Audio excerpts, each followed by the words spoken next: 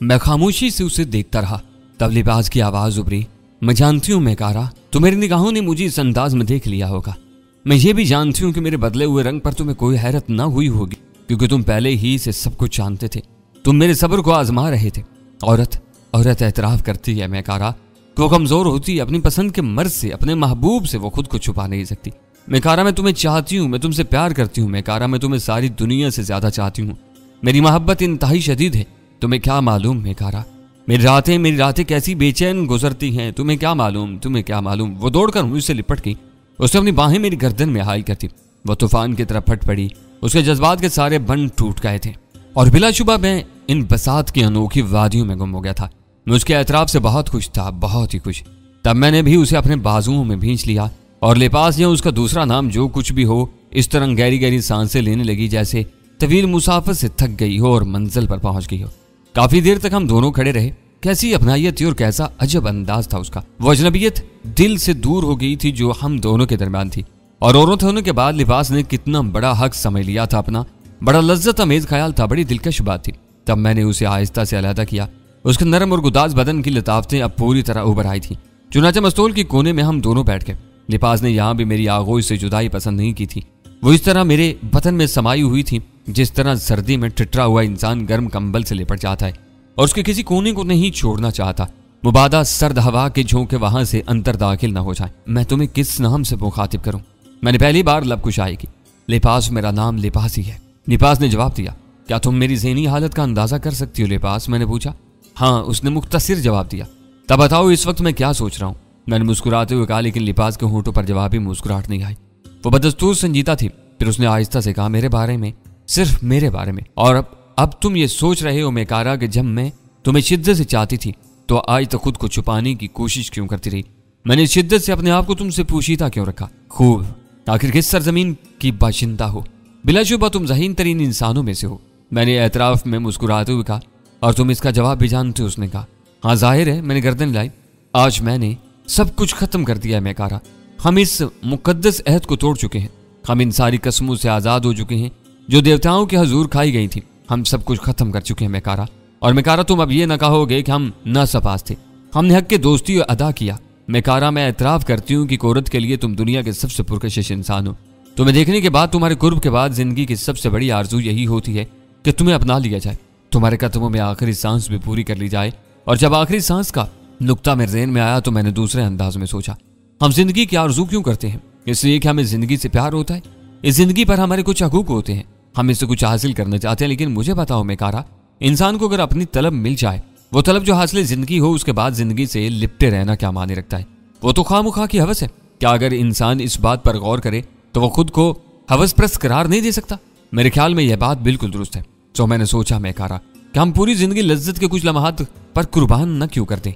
उसने खामोश होकर मेरी तरफ देखा। मैं गलत कह रही हूँ मेकारा, मैं इस गुफ्तगू का मकसद जानना चाहता हूँ। मैंने उलझे हुए अंदाज में कहा। दर हकीकत लिबास की ये गुफ्तगू मेरी समझ में नहीं आई थी। मकसद बाद में बताऊंगी, पहले ये बताओ कि मेरा ख्याल दुरुस्त है या गलत? उसने बच्चों की तरह जिद करते हुए कहा। तुम्हारे आखिरी जुमलों से मुझे इत्तेफाक है कि वो तासरात मैं अपने जहन में नहीं पाता, क्योंकि मेरी निगाहों में जिंदगी का इख्तिताम नहीं है। आखिरी जुमले। लिबास ने मेरी बात पर तवज्जो दिए बगैर कहा। हाँ, तुमने कहा है कि अगर जिंदगी का कोई मकसद है, दिल की कोई शदीद तलब है, वो किसी खौफ के तहत हासिल न की जाए और जिंदगी गुजार दी जाए, तो वो जिंदगी ज्यादा दिलकश नहीं है। इस जिंदगी से जो हसूल तलब में खत्म कर दी जाए। इसका मतलब है कि मेरी सोच दुरुस्त है। इस हद तक मैंने जवाब दिया। वो बहुत ज्यादा जज्बाती हो रही थी। उसके जज्बात हकीकी थे। न जाने उसने अब तक किस तरह खुद पर काबू पाया था।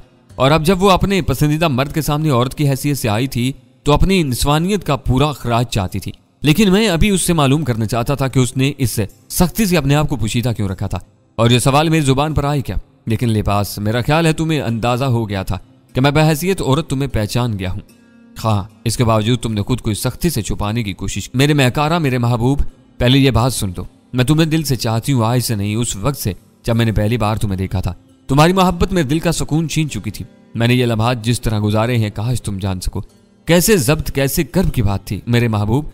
तुम ये भी नहीं जानते कि मैं औरत हूँ, लेकिन मेरे खुद को छुपाने की कोशिश में मकसद नहीं थी। मैं कोई बात निभाना नहीं चाहती थी। ये एक ऐसा राज था जो फकूलिया के लिए बड़ी अहमियत रखता है। सुनो मेरे महबूब, मैं और तुमसे खुद को छुपाती, तुम जो मेरी जिंदगी का सबसे बड़ा इनाम हो, तुम जो मेरे लिए ना जाने क्या हैसियत रखते हो, मेरा दिल ही जानता है मेकारा मैं तुम्हें क्या समझती हूँ। लेकिन मेरे महबूब, यह हकीकत तुम आज वाकिफ हुए हो, फैकोलिया में कोई नहीं जानता सिवाय चंद ऐसे लोगों के जो देवताओं की निगाहों में काबिल एतमाद हैसियत रखते हैं। इनमें मेरा भाई ताइवरस मुअज्जज काहन शामिल है। ये एकरदास की पेश गोई थी। जब मेरी माँ हामला थी तो उसने कहा था कि अगर थेबास के यहाँ लड़की पैदा हो गई तो उसके खानदान का निशान मिट जाएगा। लड़की थेबास के खानदान को तबाह कर देगी। और जब थेबास ने सितारा शनासों से पूछा कि इसके यहाँ पैदा होने वाला बच्चा नर होगा या मादा, तो सितारा शनासों ने बताया कि पैदा होने वाली लड़की होगी। यूं थेबास शिद्दत गम से दीवाना हो गया। वो अपनी औलाद को पैदा होने से पहले या पैदा होने के बाद कत्ल नहीं करना चाहता था। इसका एक ही बेटा था।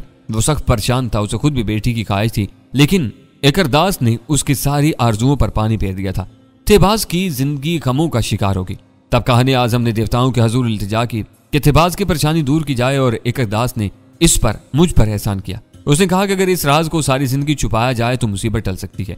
हाँ, अगर ये राज किसी की जुबान से अफशा हो गया तो तबाही लाजमी है, और अगर खुद पैदा होने वाली ने अपनी जुबान से ये राज अफशा कर दिया तो खुद एक दर्दनाक मौत मर जाएगी। तो मेकारा मैं पैदा हुई और वक्त पैदाइश मेरी माँ के पास मेरे बाप के सिवा कोई नहीं था। चुनाचे ऐलान किया गया कि लड़का पैदा हुआ है, और मेरी परवरिश इस अंदाज में की गई कि किसी को पता न चल सका सिवाय मेरे भाई ताइवरस के, क्योंकि मेरा बाप मर चुका था और मेरी माँ और मेरे भाई ने इस राज को अपनी जान से ज्यादा अजीज रखा था। हाँ, मैं थी जो इस राज को पोशीदा रखने से उलझी थी। लेकिन जब मैं बड़ी हुई तो मुझे भी इस राज से आगाह कर दिया गया कि अगर यह राज मेरी जुबान से अफशा हुआ तो मुझे मरना पड़ेगा और मैं खौफजदा होगी। यही वजह थी मेरे महबूब, सिर्फ ये बात थी जिसकी वजह से मैंने खुद को छुपाया था। लिबास मेरे सीने से लिपट कर सिसकने लगी और मैं हैरानी से उसके सर पर हाथ फेरने लगा। तवहमात की अजीब कहानी थी। देवताओं का चलाया हुआ अजीब चक्कर था। ओहो, मैंने सोचा इसका मतलब है कि बेचारी लिबास का कोई कसूर नहीं था। वो सिर्फ जिंदा रहने के लिए खुद को छुपाए हुए थी, और इसका मतलब है कि मेरी झुंझलाई हुई कोशिशें लिबास के साथ जुल्म की हैसियत रखती थी। लेकिन अहमक लड़की के दिल में बैठी हुई बात कैसे दूर हो सकती थी? वो तो देवताओं के चक्कर में फंसी हुई थी। मैंने उसे सीने से खींच लिया। तो अब तुमने ये राज क्यों अफशा कर दिया लिबास? और जवाब में लिबास ने मेरी तरफ मोहब्बत भरी निगाहों से देखा। उसकी आंखों में प्यार कूट कूट कर भरा हुआ था। तुम्हारे लिए मेरे मेकारा, तुम्हारे लिए मैंने अपनी जिंदगी की कुर्बानी दी थी। तुम्हारी मोहब्बत, तुम्हारी कुर्बत में गुजारे हुए चंद लम्हात पर मैंने पूरी जिंदगी दाव पर लगा दी। अब जब तक देवताओं का कहर मेरे ऊपर नाजिल होता है, जब तक मेरी मौत मुझे आवाज नहीं देती, मैं तुमसे जुदा होना नहीं चाहती। मुझे अपना लो मेरे महबूब। ना जाने मेरी जिंदगी के कितने लम्हात बाकी हैं। ऐसा ना हो कि मैं तिचना ही रह जाऊं। मुझे अपना लो मेरी रूह। लिबास एक बार फिर मुझसे लिपट गई और जनरल लिबास ताइवरस का दस्ते रास्त मेरे पहलू में आ गया। मर्दाना दलेरी और निस्वानी दिलकशी के इस इम्तिजाज में एक अनोखी जाज़बियत थी। इसकी तलब खौफ में डूबी हुई थी। वो सारे मराहिल लम्हों में तय कर लेना चाहती थी। वो अपनी तलब का कोई पहलू तिश्ना नहीं छोड़ना चाहती थी। चुनाचे मेरी हैसियत अजब सी हो गई थी। लिबास यहाँ भी पूरी दलेरी और बहादुरी से सारे मराहिल तय कर रही थी, और जमीन और आसमान के दरमियान फितरत का खेल अनोखी हैसियत रखता था। बादलों के टुकड़े चांद के साथ आंख मचोली खेल रहे थे। चांद के चेहरे पर झुंझलाहट थी। वो बादलों के उस अंदाज से महसूस नहीं हो रहा था। वो इस नजदीक के मंजर से पूरी तरह लुत्फ अंदोज होना चाहता था। चांद तिश्ना रह गया, खेल खत्म हो गया। हाफिजाओं में हवाओं में लिबास की सुकून आमेज सांसें रची हुई थी। वो आंखें बंद करके मेरी आगोश में दराज थी, खामोश, लज्जत जवानी में डूबी हुई, आखिरी ख्वाब देखती हुई। तब मैंने उसे पुकारा लिबास, और उसने आंखें खोल दी। मुझे देखती रही, ख्वाब ज़दा इंसान की मानद। फिर उसकी आंखों में आंसू भर आए, और फिर उसकी मद भरी आंखों के प्याले से छलक पड़े। मैं उसकी वजह समझता था, फिर भी मैंने उससे उसके बारे में पूछा। कुछ नहीं मेरी रूह, कुछ भी नहीं। तुमसे जुदाई के तसव्वुर ने ये पानी बहा दिया। कितनी मुख्तसिर थी हमारी मुलाकात, कितना थोड़ा सा वक्त था। इसने ठंडी सांस भरी। लिबास, मैंने पूरे एतमाद से उसे पुकारा। जो कुछ मैं इससे कहने जा रहा था वो मेरा यकीन था, इसका नहीं। चुनाचे मैंने उसे पूरी तरह तोल लिया था। मैं जो कुछ कहना चाहता था वो इतने मुअस्सर अंदाज में कहना चाहता था कि अपनी बात मनवा सकूं। उसके लिए मुझे झूठ बोलना था, लेकिन ये झूठ कुछ लोगों ने फर्ज कर लिया था। मेरी मर्जी के बगैर यहाँ उसकी जरूरत थी। चुनाचे मैंने कहा, लिबास, अब जब तुमने अपनी जिंदगी का इतना कीमती राज मेरे सामने ओया कर दिया है, तो मैं मजबूर हो गया हूं कि तुम्हें भी कुछ बताऊं जो आज तक तुम्हें नहीं मालूम, जो सितारा शनास नहीं बता सके। क्या तुम सुनना पसंद करोगी? कौन सी बात मेरे महबूब?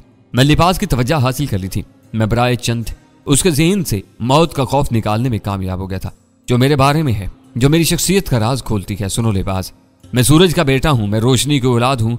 मेरे बाप का नाम उजाला है, और मुझे विरसे में वो कुछ मिला है जो तुम्हारे देवताओं को हासिल नहीं है। चांद ने अपनी किरणें मेरे बदन में जज्ब कर रखी हैं, सो तुम मेरा रंग देखती हो। सूरज ने अपनी हरारत से मेरे बदन में मुंतकिल कर दिया है, जिसका सबूत मैं तुम्हें कल दिन की रोशनी में दूंगा।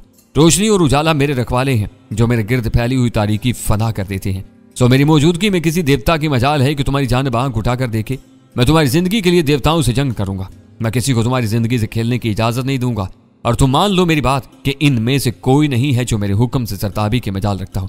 तो लिबास मेरी जान, ये ख्याल अपने ज़हन से निकाल दो कि कोई देवता तुम्हारी जान ले सकता है। तुम्हारे खिलाफ आने से कबल उसे मुझसे जंग करना होगी, और तुम जानती हो कि जंग में मुझसे जीतने वाला कोई ना होगा। लिबास हैरत से मुंह फाड़े मेरी बातें सुन रही थी।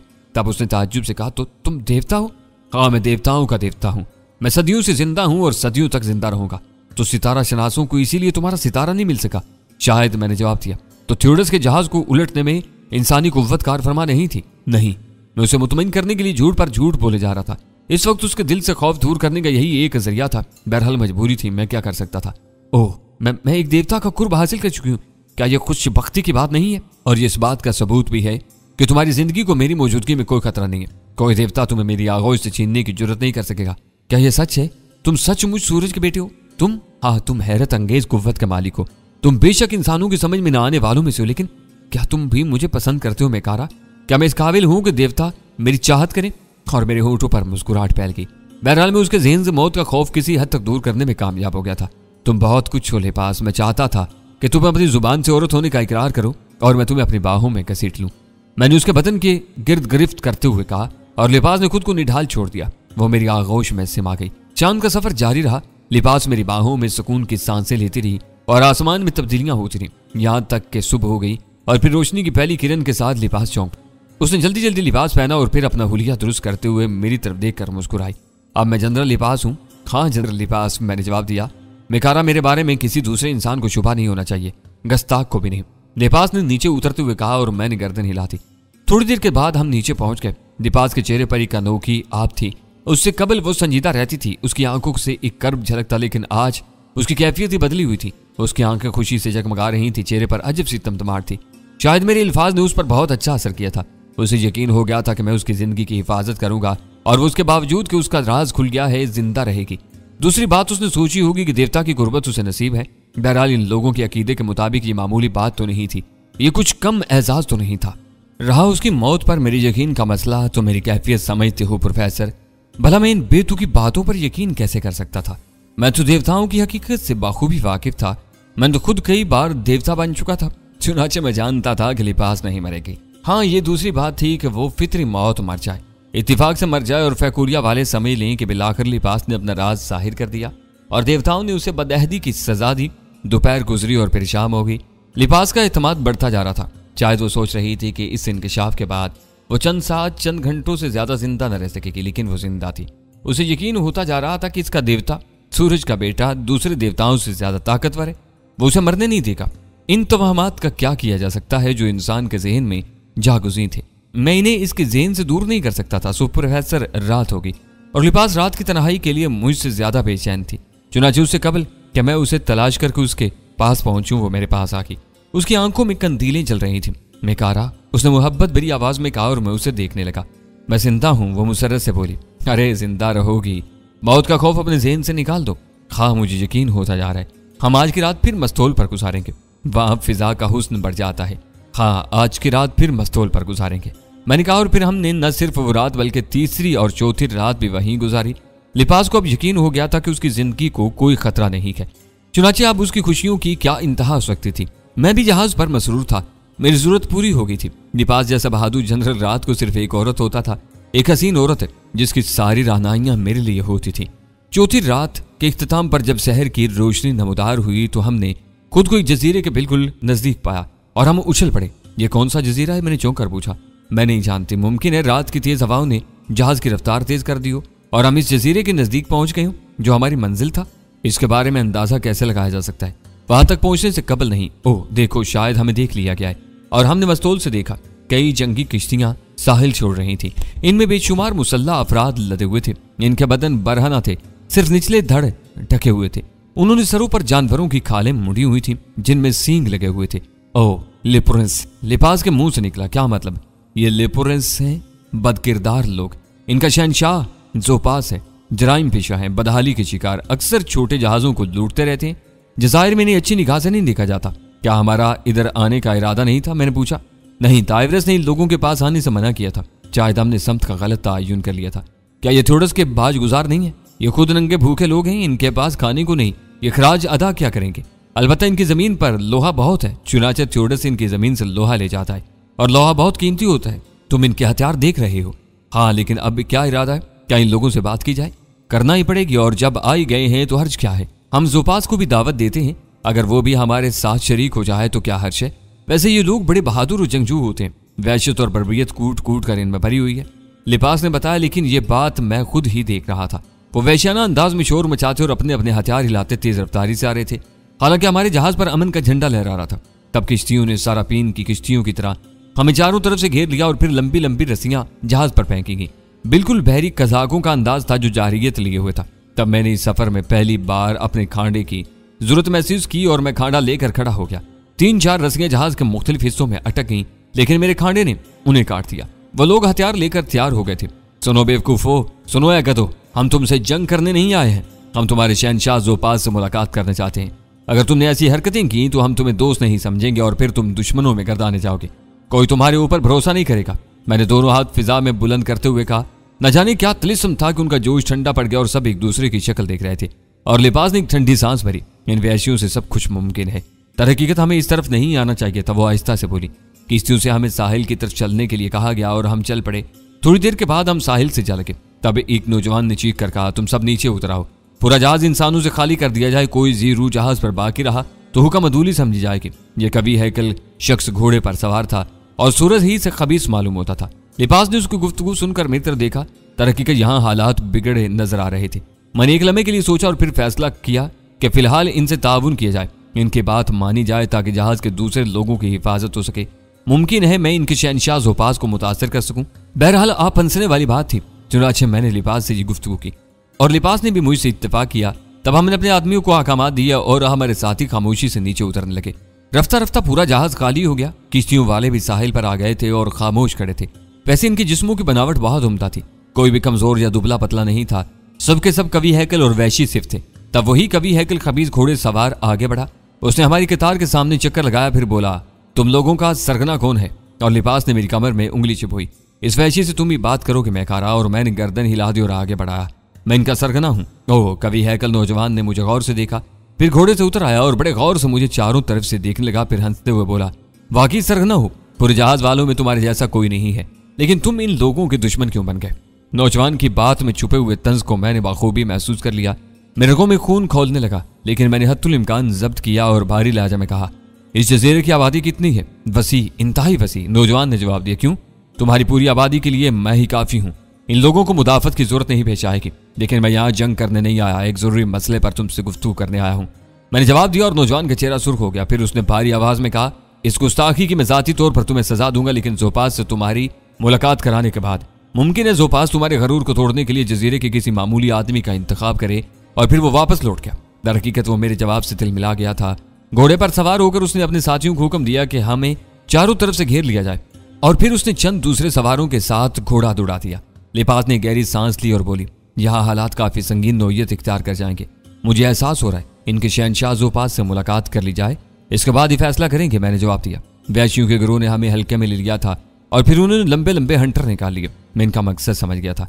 चुनाचे मैंने जोर से कहा, सुनो, हम तुम्हारे साथ चल रहे हैं, हम तुमसे ताउन करेंगे, लेकिन अगर तुम्हारा एक भी चाबेक हमारे किसी आदमी के बदन से छुआ तो मैं तुम सबको कत्ल कर दूंगा। मैं तुमसे किसी को जिंदा नहीं छोड़ूंगा। गौर से सुन लो, अच्छी तरह समझ लो मेरी बात को। मुझसे वो लोग शायद किश्तियों ही में खौफजदा हो गए थे, इसलिए उनमें से किसी ने कोई जवाब नहीं दिया। हमें इसी तरह तवील मुसाफत तय करनी पड़ी थी, लेकिन बहरहाल हंटर का इस्तेमाल नहीं किया गया। और फिर हम एक ऐसे बाड़े के नजदीक पहुंच गए जो शायद मवेशियों के बांधने के काम आता था। बाड़े का दरवाजा खोलकर हमें अंदर हाँक दिया गया था। कभी हैकल नौजवान यहाँ मौजूद था और हमारे लोगों को कुछ हदायत दे रहा था। हमारे कैद खाने का दरवाजा बाहर से बंद कर दिया गया। बहुत से लोग हमारी निगरानी पर मामूर कर दिए गए। लिबास इन लोगों की कार्रवाइयों को तशवीश की निगाहों से देख रही थी। फिर उसने आहिस्ता से कहा, बड़ी गलती होगी मैं कह रहा, कोई हादसा होने वाला है। मैंने उसकी बात का कोई जवाब नहीं दिया। मैं खामोशी से इन मामलात पर गौर करना चाहता था और इनका कोई हल दरियाफ्त करना चाहता था। मसला दरअसल दूसरे लोगों की जिंदगियों का था, वरना मैं इनके दिमाग दुरुस्त कर सकता था। बहरहाल सोच समझ कर ही कोई कदम उठाया जा सकता था। चुनाचे मैंने खुद पर काबू रखा। वक्त गुजरता रहा, यहाँ तक कि रात होगी। हमें खाने के लिए भी कुछ नहीं दिया गया था। पूरी रात इसी तरह गुजर गई। लिबास सख्त परेशान थी। वो मेरे पास बैठी रही। उसे अफसोस था कि हम लोगों ने हथियार भी साथ नहीं लिए। मैंने भी अब सोच के अंदाज को बदल दिया था। चुनाचे जूं ही सूरज की रोशनी फूटी, मैं खड़ा हो गया। भूखे प्यासे लोग खामोश बैठे थे। लिबास ने सवालिया निगाहों से मेरी तरफ देखा। मेरे ख्याल में अब इंतजार मुनासिब नहीं है। इन लोगों ने जो सलूक हमारे साथ किया इससे अंदाजा होता है कि इनके क्या इरादे हैं। तब क्या करोगे मैकारा? फिलहाल मैं इनके शहनशाह जोपास से मुलाकात करूंगा, लेकिन किस तरह, देखते रहो। मैंने जवाब दिया और फिर मैं दरवाजे के पास आ गया। मोटी लकड़ी के दरवाजे को मैंने खूब बजाया और चौड़ी तलवारों से मुसल्लह लोग जल्दी से दरवाजे के करीब पहुंच गए। इन्होंने अंदर झांका था। क्या बात है? इनमें से एक ने करख्त आवाज में पूछा। दरवाजा खोल दो, मैं नरम लहजे में कहा। लिपास मेरे पास आकड़ी हुई थी। अभी नहीं खुलेगा। बाहर से जवाब मिला और मैंने लिपास की तरफ देखा। तुम उन लोगों के पास जाओ लिपास, मैं बाहर जाऊंगा। और लिपास जानती थी कि मुझे बाहर जाने से कौन रोकेगा। चुनाचे उसने खालिस औरतों के अंदाज में मेरा शाना पकड़कर कहा, नहीं, मैं भी तुम्हारे साथ चलूंगी मैकारा। ना जाने क्या हालात पेश आए। इन लोगों की हिफाजत भी हम पर फर्ज है, लेकिन ठहरो, अगर मैं बाहर के हालात पर काबू कर सका तो फिर हम दोनों चलेंगे, वरना तुम यहाँ रुक कर हालात का इंतजार करना।